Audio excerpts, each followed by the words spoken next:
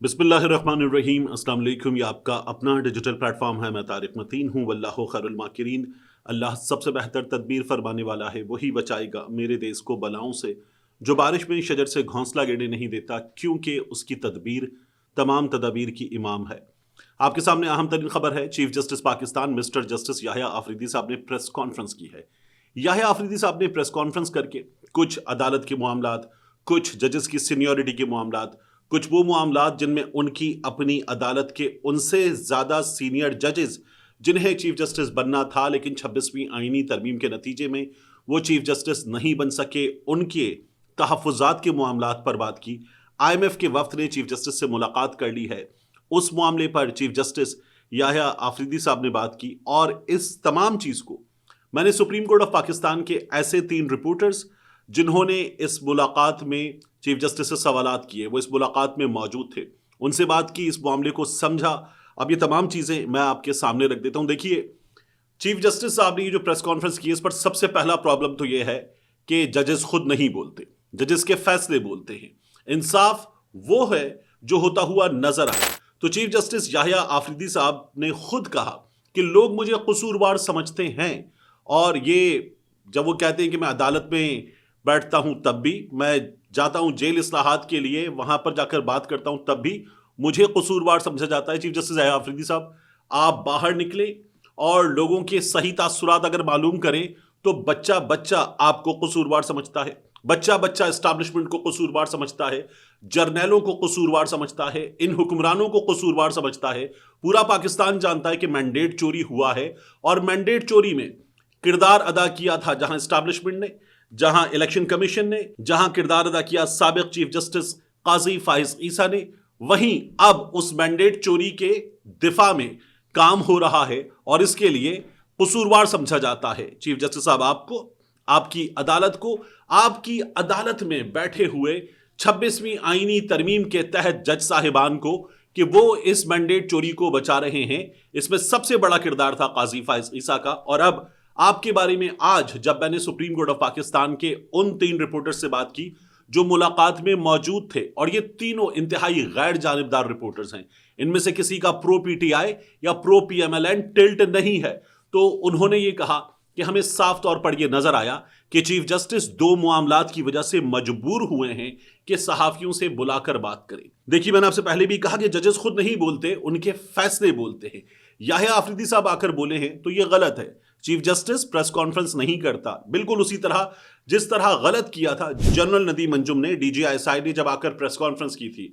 एक डीजीआईएसआई खुफिया इदारे का सरबराह है, वो प्रेस कॉन्फ्रेंस क्यों करेगा? 2, उस रोज प्रेस कॉन्फ्रेंस करेगा जिस रोज शहीद अरशद शरीफ का सफर आखिरत पूरी कौम को टीवी पर देखना था, और उसके बजाय हम टीवी पर देख रहे थे जनरल नदीम अंजुम साहब को और डीजीआईएसपीआर जनरल बाबर साहब को, और ये बैठकर बात कर रहे थे।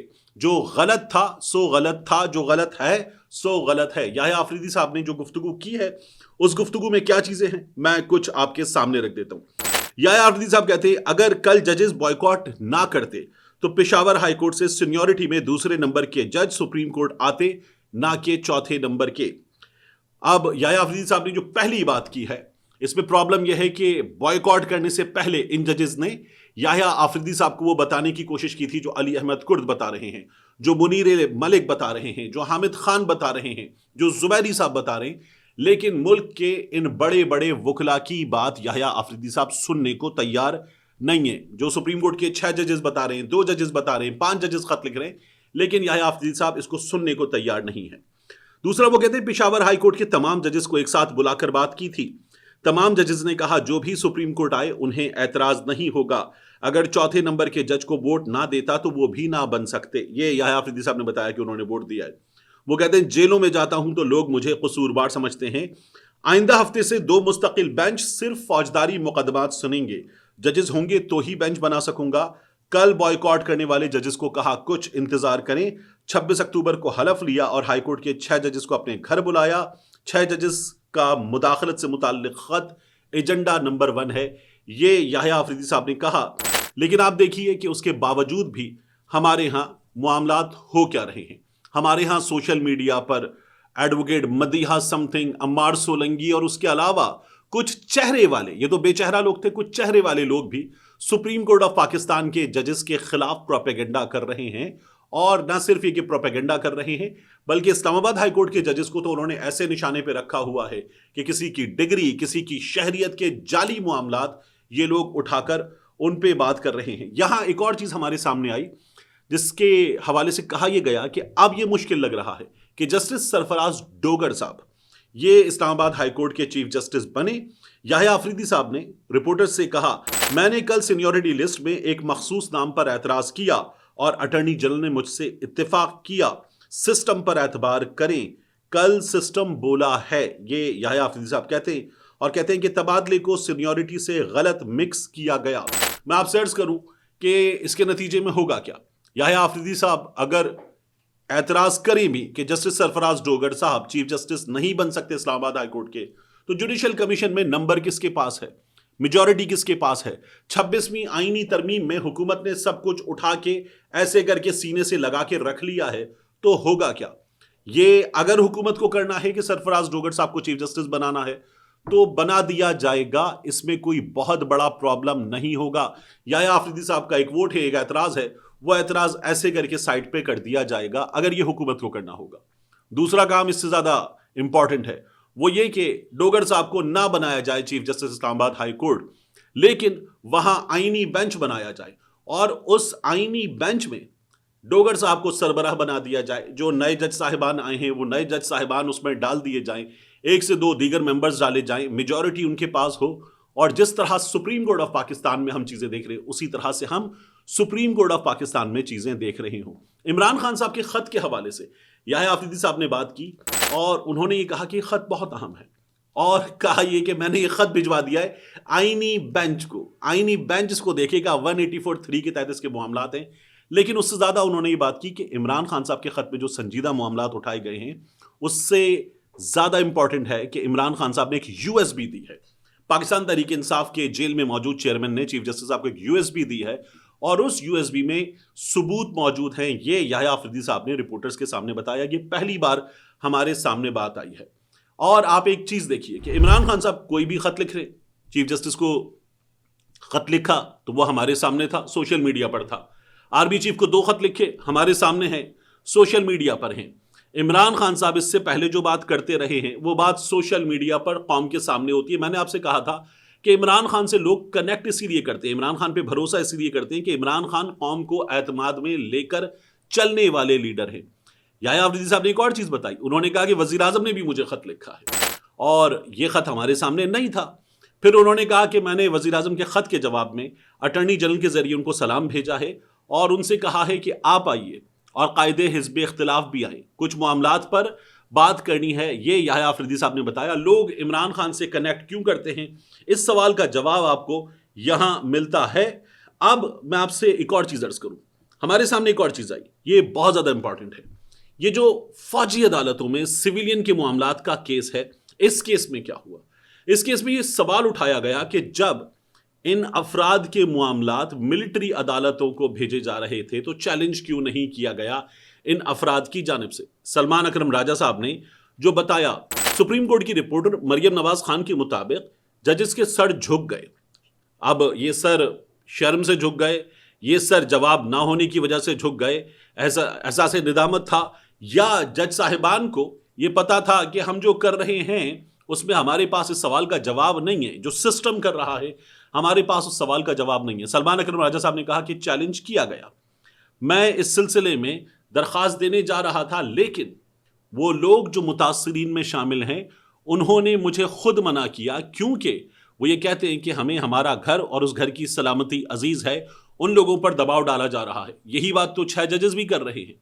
वो कह रहे कि हमारे घरों में घुसकर कैमरे लगाए जाते हैं, न सिर्फ ड्राइंग रूम में बल्कि बेडरूम में कैमरे लगाए जा रहे हैं, हमारे अजीजों को उठाया जा रहा है, हमें खुद बराह रास्त धमकियां दी जा रही हैं, जजेस की तबीयत खराब हो रही है। और यही बात आम शहरी कर रहे हैं, जो जजेस कर रहे हैं वो इस्लामाबाद हाई कोर्ट के जजेस हैं। दूसरी जानिब ये जो लोग हैं हमारे सामने, अगर आप इनको देखें तो आपको नजर क्या आ रहा है, आपको नजर ये आ रहा है कि यहां ये बताया जा रहा है इस्लामाबाद हाई कोर्ट के जजेस की जानिब से कि मुदाखलत हो रही है। यही बात सलमान अकरम राजा साहब ने जब की तो जजेस जिन्होंने सवाल उठाया था कि चैलेंज क्यों नहीं किया गया, उन्होंने कहा कि वो कैसे करते, वो फाइल करने जा रहे थे लेकिन फिर मुदाखलत की वजह से रुक गए, तो उन लोगों को इस मुदाखलत का सामना है। उन्होंने कहा कि जो जुनेद रज्जाक है, जिसकी वजह से मैं यहां वकील खड़ा हुआ हूं, इसने हिम्मत का मुजाहिरा किया, मैं इस पर किताब लिखूंगा। सलमान अकरम राजा साहब ने कहा मैं इस पर किताब लिखूंगा, इसने बहादुरी का मुजाहिरा किया, ये क्रिकेटर है, उन्होंने ये बात भी की। अब मैं आपको एक और चीज बताऊं, ये सिस्टम कर क्या रहा है। ये सिस्टम इमरान खान की मुखालिफत पर बेस्ड सिस्टम है, तमाम का तमाम।